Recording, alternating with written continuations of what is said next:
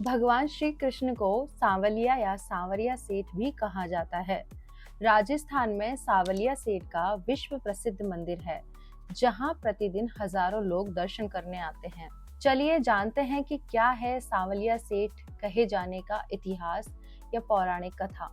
सांवलिया सेठ मंदिर बनने की कथा कुछ कहानियों के अनुसार मीराबाई सांवलिया सेठ की ही पूजा किया करती थी, जिन्हें वह गिरधर गोपाल भी कहती थी। मीराबाई संतों की जमात के साथ भ्रमण करती थी, जिनके साथ श्री कृष्ण की मूर्तियां रहती थी। दयाराम नामक संत की जमात के पास भी ऐसी ही मूर्तियां रहती थी। एक बार औरंगजेब की सेना मंदिर में तोड़फोड़ करते हुए मेवाड़ पहुंची और वहां पर उसकी मुगल सेना को उन मूर्तियों के बारे में पता लगा, तो वह उन्हें ढूंढने लगे। ये जानकर संत दयाराम ने इन मूर्तियों को बागुंड बादसोड़ा की छापर में एक बट वृक्ष के नीचे गड्ढा खोदकर छिपा। फिर 1840 में मंडफिया ग्राम निवासी भोला राम गुर्जर नामक ग्वाले को सपना आया कि बादसोड़ा बांगुड़ गांव की सीमा के छापर में भगवान की 4 मूर्तियां भूमि में दबी हुई हैं। सपने के बाद भूमि की उस जगह पर खुदाई की गई तो सभी को आश्चर्य हुआ। वहां से एक जैसी 4 मूर्तियां निकली। देखते ही देखते खबर सब तरफ फैल गई और आसपास के लोग प्राकट्य स्थल पर एकत्रित होने लगे। फिर सर्व संपत्ति से 4 में से सबसे बड़ी मूर्ति भादसोड़ा नामक ग्राम ले जाई गई। भादसोड़ा में प्रसिद्ध गृहस्थ संत पुराजी भक्त रहे थे। उनके निर्देश में उदयपुर मेवाड़ राज परिवार के भिंडर ठिकाने की ओर से सांवलिया जी का मंदिर बनवाया गया। यह मंदिर सबसे पुराना मंदिर है, इसीलिए ये सांवलिया सेठ प्राचीन मंदिर के नाम से जाना जाता है। मंझली मूर्ति को वहीं खुदाई की जगह स्थापित किया गया। इसे प्राकट्य स्थल मंदिर भी कहा जाता है। सबसे छोटी मूर्ति भोलाराम गुर्जर द्वारा मंडफिया ग्राम ले जाई गई, जिससे उन्होंने अपने घर के परिंडे में स्थापित करके पूजा आरंभ कर दी। चौथी मूर्ति निकालते समय खंडित हो गई, जिसे वापस उसी जगह पधरा दिया गया। नानी बाई का मायरा। सांवलिया सेठ के बारे में ये मान्यता है कि नानी बाई का मायरा करने के लिए स्वयं श्री कृष्ण ने वह रूप धारण किया था। एक बिजनेस पार्टनर व्यापार जगत में उनकी ख्याति इतनी है कि लोग अपने व्यापार को बढ़ाने के लिए उन्हें अपना बिजनेस पार्टनर बनाते हैं। सांवलिया सेठ के नाम का सबसे पहला जिक्र हमें सुदामा प्रसंग के समय मिलता है। सुदामा श्री कृष्ण से मिलने द्वारिका जाते हैं और वहां उनके महल में 56 पकवान जब उनके सामने परोसे जाते हैं तो वह ये कहकर श्री कृष्ण से भोजन करने से इनकार कर देते हैं कि उनकी पत्नी वसुंधरा और मेरे बच्चे भूखे होंगे। यह सुनकर उसी वक्त श्री कृष्ण दूसरा रूप धारण करके सुदामा के गांव पहुंच जाते हैं।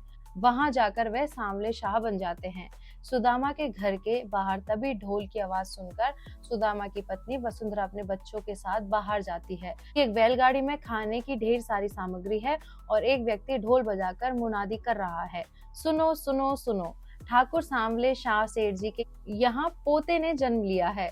इस खुशी के अवसर पर एक महायज्ञ का अनुष्ठान किया गया, जो 10 दिनों तक होता रहेगा तथा इन्हीं ठाकुर सांवले शाह ने 10-10 कोस तक ब्राह्मण परिवारों को तीनों समय का भोजन और मिष्ठान देने की घोषणा की है। यह मुनादी चक्रधर भी सुन रहा होता है। यह सुनकर वसुंधरा प्रसन्न हो जाती है और श्री कृष्ण मुस्कुराते हैं। मुनादी वाला आगे कहता है कि जो किसी कारण से नहीं आ सकते, हम उनके घरों में जाकर भोजन वितरण कर देंगे। यह सुनकर चक्रधर अपने हाथ की टोकरी को पालकी में रख देता है और कहता, हे ईश्वर, तू कितना दयालु है, तूने आखिर भूखे भक्तों के भोजन का प्रबंध कर ही दिया है। ऐसा कहकर वह द्वार पर खड़ी वसुंधरा के बच्चों को देखता है और उनके पास जाकर हाथ जोड़कर कहता है, आओ बच्चों आओ, देखो बेटा भोजन बट रहा है, आओ ना। यह सुनकर सभी बच्चे वसुंधरा की ओर देखते हैं तो वह उन्हें इशारों से घर में से बर्तन लाने को कहती है। एक बच्चा एक भगोना ले जाता है। फिर चक्रधर उन्हें बैलगाड़ी के पास ले जाता है तो वसुंधरा द्वार पर ही खड़ी यह दृश्य देखती रहती है। चक्रधर उनको बैलगाड़ी पर खड़े एक व्यक्ति से भोजन दिलवाता है। भोजन वितरण करने वाला पूछता है, ब्राह्मण पुत्र होना? यह सुनकर एक बालक कहता है, हाँ। तब वह कहता है कि इतनी थोड़ी सी खीर से क्या कोई बड़े भांडे बर्तन ले आते, घर में कोई बड़ा नहीं है? तब वह कहता है कि मेरी माँ है और पिताजी। तब चक्रधर कहता है कि वृंदापुरी के सारे ब्राह्मण आज गांव में मौजूद हैं, केवल इनके पिता को छोड़कर। कर्मों का मारा सुदामा रोज घर घर जाकर भिक्षा मांगता था और आज जब भोजन उसके द्वार आया है तो वह है ही नहीं। तब वह व्यक्ति पूछता है, क्यों, कहाँ गया है?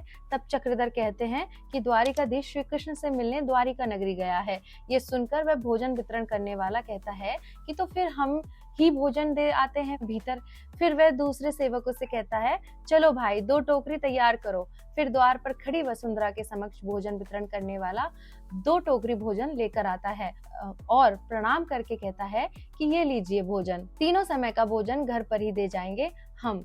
10 दिनों तक घर में चूल्हा जलाने की कोई आवश्यकता नहीं है, ले लीजिए। ये सुनकर चक्रधर कहता है, संकोच मत कीजिए भाभी जी, ईश्वर की दया समझकर बटोर लीजिए। आप ही ने तो कहा है कि त्रिलोकीनाथ कृपा करें, तो कौन मूर्ख इनकार करेगा। ये सुनकर वसुंधरा प्रसन्न हो जाती है। फिर चक्रधर कहता है, यह त्रिलोकीनाथ की ही कृपा है भाभी जी, लीजिए। फिर चक्रधर भोजन का पात्र खुद ही सेवक से लेकर उन्हें दे देता है। भोजन लेकर वसुंधरा कहती है, सत्य है, श्री कृष्ण भक्त वत्सल है। चक्रधर ही कहता है, जय श्री कृष्ण।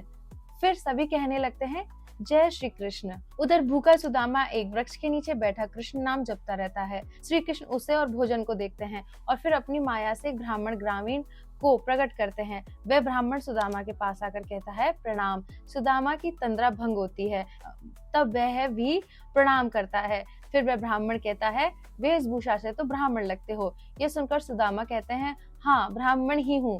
तब वह कहता है, ब्राह्मण हो तो यहाँ खंडर में अकेले बैठे क्या कर रहे हो? जाओ वहाँ पास वाले गांव में जहाँ सभी ब्राह्मण खीर पूरी खा रहे, गांव में जहाँ सभी ब्राह्मण को खीर पूरी बट रही है।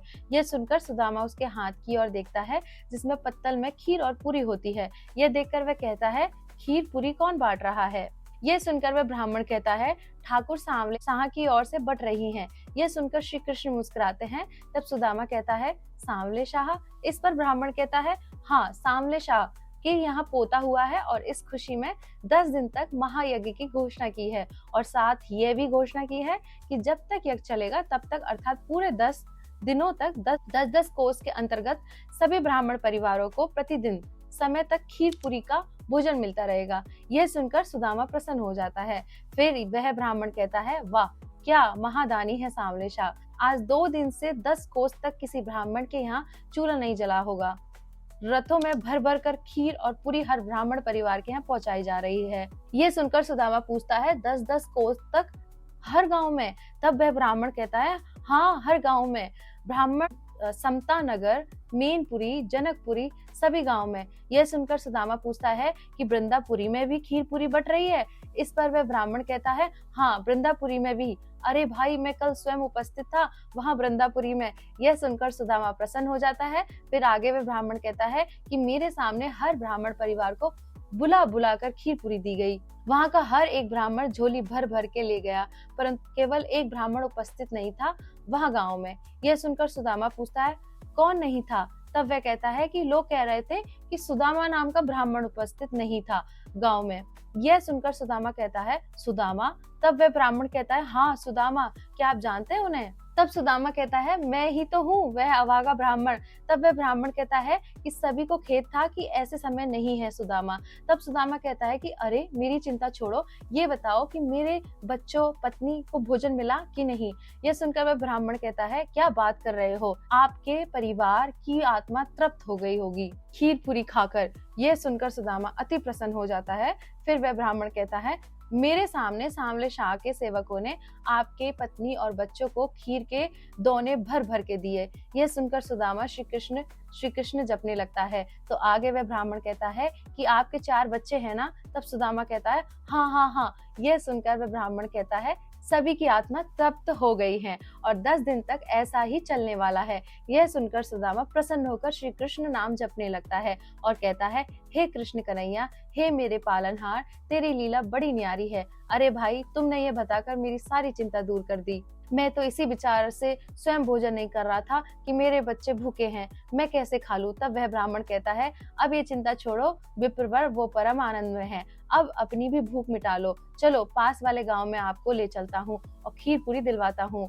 चलो। यह सुनकर सुदामा कहता है, हाँ हाँ हाँ चलो। सुदामा जाने लगता है। तभी ग्रामीण वेश में मुरली मनोहर बनकर श्री कृष्ण, जो उनके साथ ही यात्रा करते आए थे, वे कहते हैं, अरे अरे ये क्या। ये सुनकर सुदामा रुक जाते हैं। फिर श्री कृष्ण कहते हैं, बड़े स्वार्थी हो जी, हमने आपके कारण अपनी पत्नी लक्ष्मी देवी के हाथ का बना भोजन तक नहीं खाया और आप किसी सांवले खीर पूरी खाने चल दिए और हमें पूछा तक नहीं।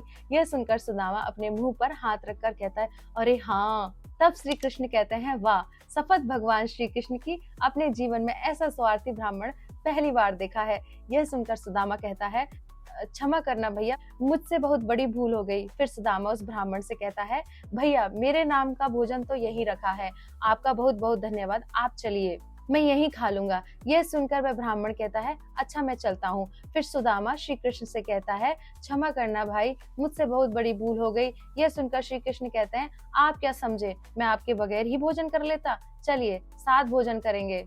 फिर श्री कृष्ण अपने हाथों से सुदामा को भोजन परोसकर खिलाते हैं और कहते हैं, ब्राह्मण देवता जी, मैंने आपसे पहले ही कहा था कि भोजन के दाने दाने पर आप ही का नाम लिखा है, परंतु आप मानते ही नहीं थे। तब सुदामा कहता है, मन नहीं मान रहा था भैया। इस पर श्री कृष्ण कहते हैं कि अब तो मन मान गया ना, अब निश्चित होकर जी भरकर खाइए। जिन्हें भोग अर्पण करे नित सारा संसार, उन्हीं के हाथों खा रहा भाग्यवान, सत्कार पुण्यवान सत्काम। सुदामा बड़े चाव से भोजन करते हैं, अंगुलियां चाट चाट कर। यह देखकर रुक्मिणी प्रसन्न हो जाती हैं। फिर सुदामा इशारे से कहते हैं, बस बहुत हुआ। तब श्री कृष्ण कहते हैं, नहीं नहीं ब्राह्मण देवता, ये लक्ष्मी देवी के हाथ से बनाए हुए मोतीचूर के लड्डू हैं, ये तो खाने ही पड़ेंगे। सुदामा सकुचाते हुए उसे भी लेकर खा लेते हैं। तब श्री कृष्ण दूसरा लड्डू देते हैं तो वह कहते हैं, बस बहुत खा लिया, अब और नहीं खाया जाएगा, मानो आत्मा तृप्त हो गई है, बहुत दिनों बाद खाने का इतना आनंद आया है। यह सुनकर श्री कृष्ण कहते हैं, चलिए आप हाथ धोइए, मैं बिछौना लगाता हूँ। यह दृश्य देखकर रुक्मिणी श्री कृष्ण से कहती है, वाह प्रभु वाह, धन्य है आप और आपकी लीला, क्या क्या रूप धारण करना पड़ रहे हैं आपको, कभी सांवले शाह तो कभी मुरली मनोहर, एक मित्र के खातिर आपको भी क्या क्या जतन करने पड़ रहे हैं। जय श्री कृष्ण। इस तरह से हमारी ये कहानी आपको अच्छी लगी तो लाइक करें, कमेंट करें, सब्सक्राइब करें और मेरे साथ बोले जय श्री कृष्ण।